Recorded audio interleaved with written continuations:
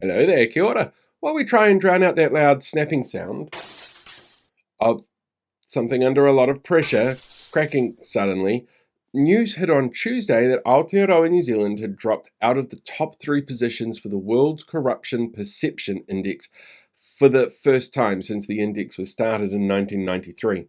This is a measure of how open the government is, based on 13 different international surveys with peer-reviewed results. So, it's not just like someone's opinion. They track transparency and accountability measures from a range of areas to come up with their final rankings. And the reason behind our drop? Well, they're ongoing and they're not being helped by the current government. But to be fair, they're not also entirely the fault of the current government. The biggest issue is actually around lobbying rules. We have some of the weakest rules around lobbying in the entire world, and attempts to tighten them over successive governments hasn't been the strongest. Some lobbyists have swipe card access at the moment to Parliament, and last year Speaker Jerry Brownlee allowed their names to be kept secret, claiming privacy concerns. So we have no real way of knowing exactly who it is that's lobbying at the moment. We also have no stand-down period between being a lobbyist and being an MP. Nicole McKee, Andrew Hoggard, Chris Bishop, they're all former lobbyists who changed career, and Stuart Nash, Kitty Allen, they're all former MPs whose post-government roles include being lobbyists. But there are other markers which have been exacerbated by this government. Issues around donors and policy changes, immigrant exploitation law changes, and increased use of urgency in Parliament to circumvent the democratic process and undermine the judicial process are all included in the latest report as reasons for the ranking drop.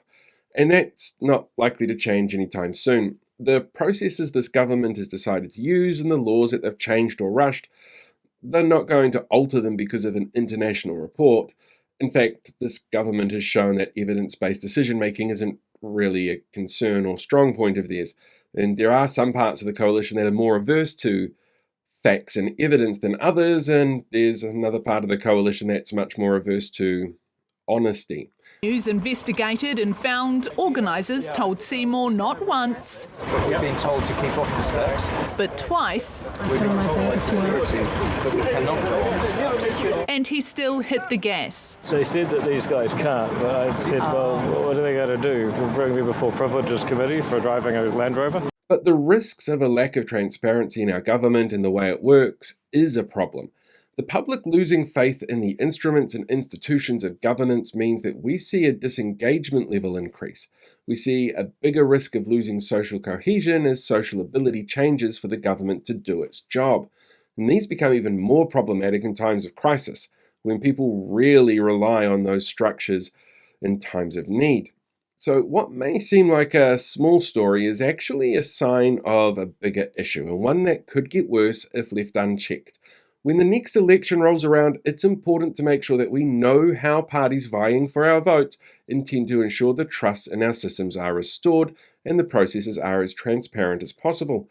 And we definitely need to start looking at ways to make sure those standards and the way that they look to the outside world are tightened for everyone's sake.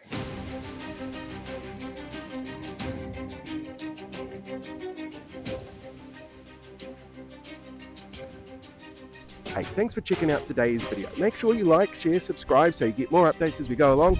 We deal with these guys for the rest of the year.